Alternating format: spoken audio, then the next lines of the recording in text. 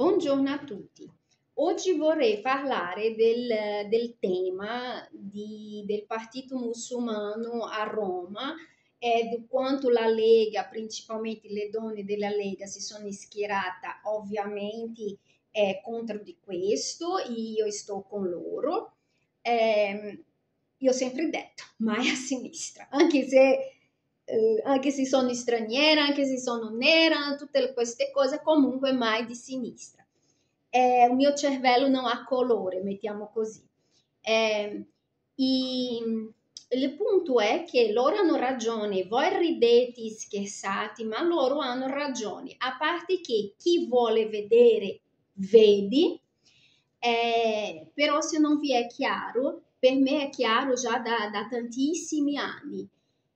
Dico una esperienza mia, assim, da vicino, ok? Diciamo un contatto ravvicinato.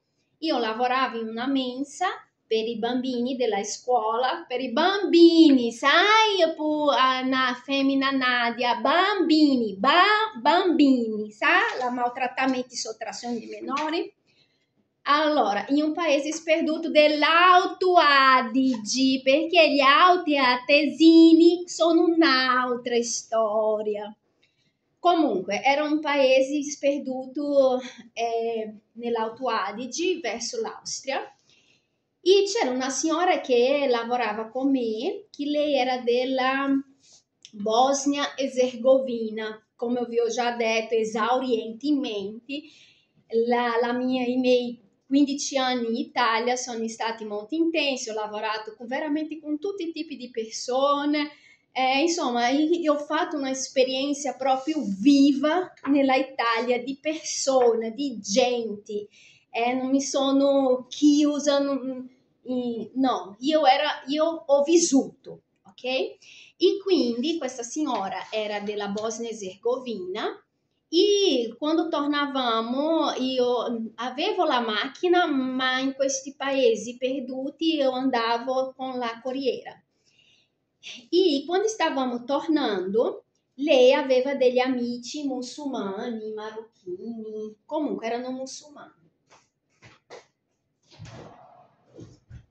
E che cosa succedeva? Mi ricordo molto bene che lui mi ha fatto la domanda, ma tu che religione, dopo aver ascoltato tante assurdità, lui ha detto, tu che religione sei? Allora, ero io, così come sono, in mezzo a questi 5-6 marocchini, in fondo nella corriera, e questa signora. Lei era alta, stile russa, però era sua amica. E anche lei era, se non mi sbaglio, era muçulmana, non mi ricordo molto bene lei.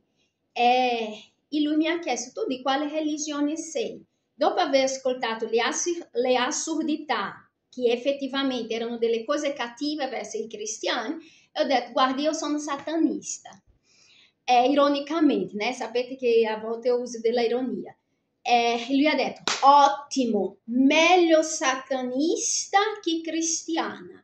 Queste sono state le sue parole e si sono messi a quelli loro atteggiamento di superiorità verso le donne.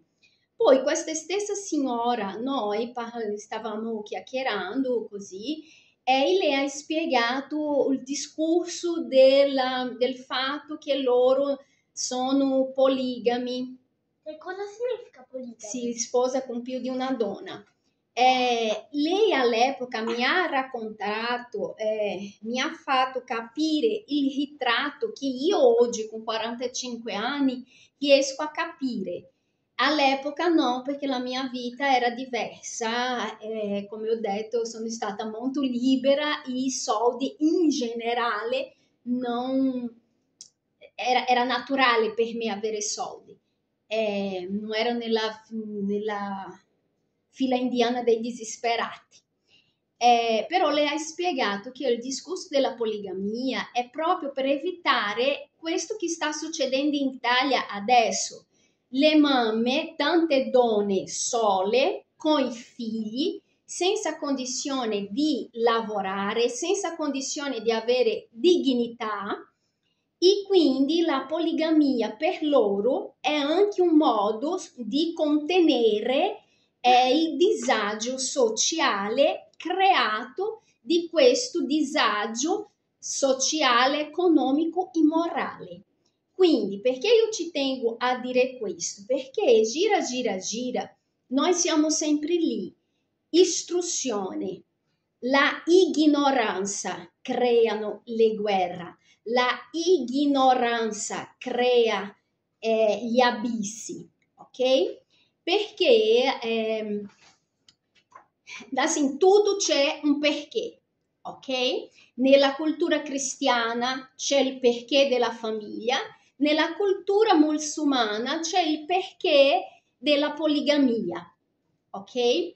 Quello che io comunque sono sicura è che sono due estremi che non possono incontrarci, ok? Uno dei due prevalerà sull'altro. E nel contesto socio-politico, storico, economico che stiamo vivendo, è matematica. La Sharia è già in corso. L'Italia diventerà musulmana prima perché gli uomini, la Italia sta vivendo un periodo proprio di povertà. Gli uomini non sono più gli uomini della prima e della seconda guerra, né gli uomini né le donne della prima e della seconda guerra che avevano dei principi, dei valori, che comunque non avevano rabbia nel lavorare perché sapevano che stavano lavorando per loro stessi. Adesso l'Italia versa in un contesto multiculturale, globale, pieno di una crisi economica grave. Gli italiani, quelli che sono i pochi rimasti con questi valori, con questi principi, eccetera, o sono molto anziani, non possono più lavorare, quelli che hanno anche la stessa linea guida dei suoi genitori o dei suoi nonni non possono fare perché trovano là fuori una giungla dove non si chi vuole fare le cose per bene si trova sempre in difficoltà perché arriva un malcapitato di torno e gli taglia le gambe e quindi non può andare avanti e è evidente che in questo contesto di miseria vincono i soldi e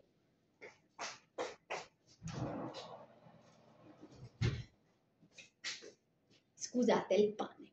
E come la matematica non è un'opinione, voi avete arricchiti i musulmani per più di 20 anni, perché con la sinistra, con tutta questa politica assistenzialista, con tutti questi bonus, mentre gli italiani non avevano diritto oppure facevano un figlio perché comunque avendo a spalla già una casa eccetera, le cose che hanno costruito i loro antenati, quindi non entravano negli indici economici che permettevano di accedere alle agevolazioni sociali, voi avete arricchiti i musulmani.